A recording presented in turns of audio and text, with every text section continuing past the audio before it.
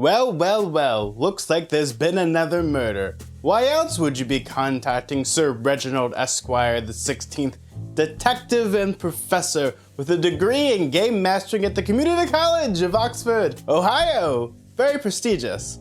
Nah, I'm just messing with you. I just like dressing up. Hey everyone, today we're going to be talking about hunting a murderer. Yeah! Yes, over the last few days I've been in the hunt for a murderer. Luckily, it's been in the comfort of my own home. Today, we're going to be talking about something a little bit different. Today, we're going to be talking about the Hunt a Killer subscription box.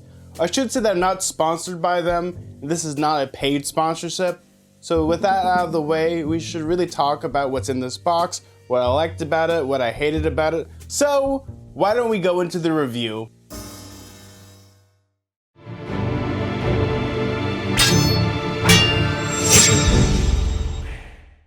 So Hunt a Killer is a monthly subscription service where you are sent pretty much a murder mystery in a box. I saw the ads all over the place and decided to give it a try. Well, I do love murder mysteries. I also love doing this kind of things with puzzles. So the box normally runs you about $25, but with tax and shipping, you'll be paying more likely $30 each month, or you can just do like a prepaid option where you can buy the whole, season of mystery in just one go, which is about $160. I don't think that's a bad price, but it also isn't cheap. The biggest pain I had was actually how to sign up. I kind of don't like this. I see what they're trying to do. You basically have to do like a test to sign up for the product instead of just picking out your plan. You have to jump through a bunch of fake hoops so it feels like you're in some type of exclusive club, which for me, I really don't like. And it's kind of like this secretive, selective process, which I wish they would get rid of. Luckily, the product came very quickly. And when it came, well, at first I kind of had a problem. Less on the company, more of the post office. The box I had was pretty much beaten up to hell and had like scratches and stuff. I actually had to check if everything was okay. But I'm going to show you what's inside in a little bit. I kind of want to talk about the presentation. I'm a showman at heart, and I have to say everything in this box has a great presentation. The people at Hunt a Killer have really done an amazing job with every little object you get in this little box.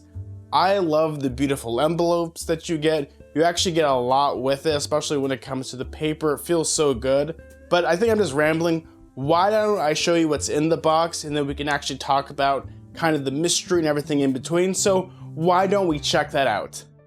Okay, so I've opened the box up, and here's a beautiful assortment of stuff. You get a beautiful playbill from the Cadence Theater.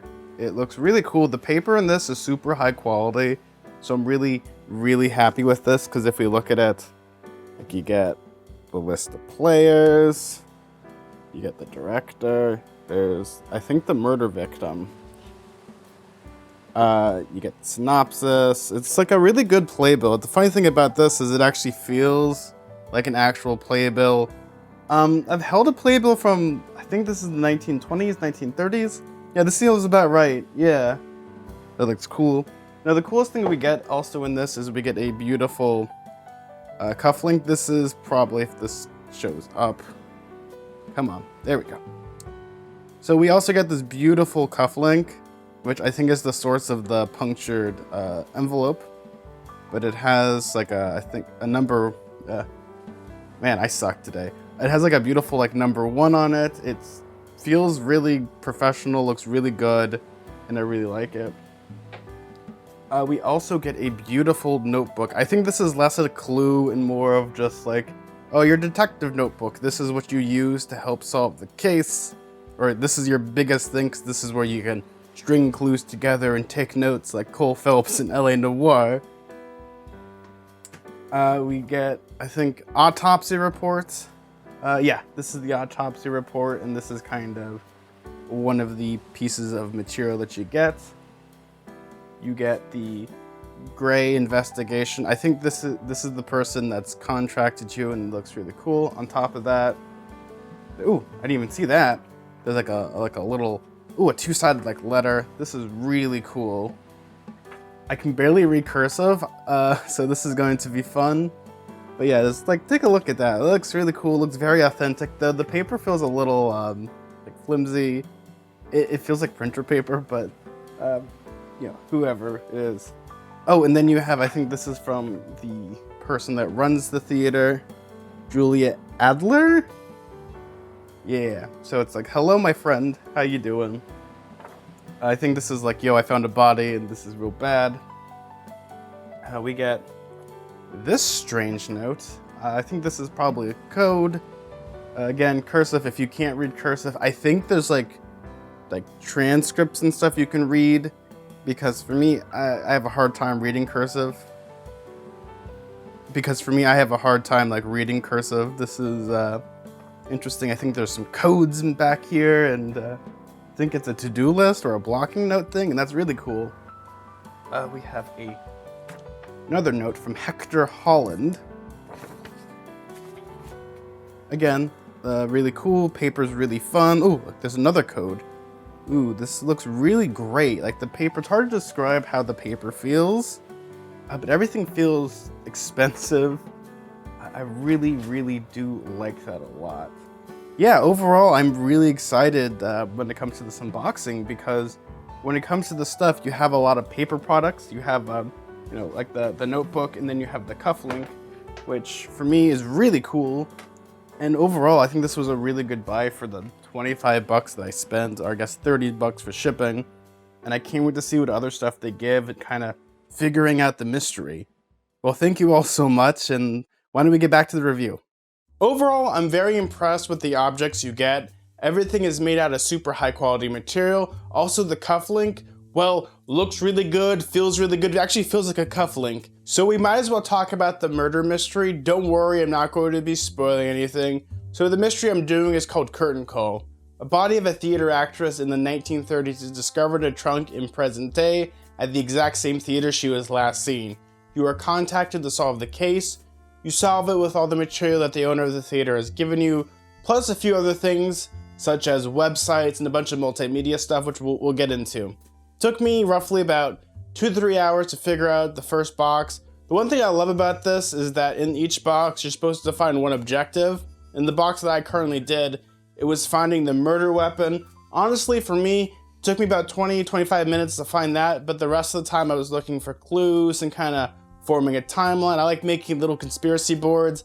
The biggest thing that I absolutely loved about this first box is how quickly you get sucked into the world.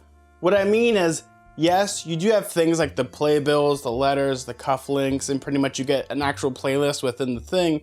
But for me, what I loved about it is there's actually like a few websites and places you actually have to visit. What I mean is the company actually took the time to make fake websites for places you need to visit, to collect clues, and to put things together. I won't spoil any of them, but I was actually shocked at the sort of effort they put into this box. I love when companies go above and beyond and create, multimedia ARG projects like this. It really puts you into the mindset in the world. Although with that being said, I think my biggest complaint about this whole box is really this mystery won't hold your hand in the slightest. It won't baby you at all much unless you use your hints in the box. You'll have to solve it basically by yourself or with a group of investigators. I played this with my 80-year-old grandfather. We both had a blast. It was a lot of fun to do, but we also spent time trying to figure out where to even start.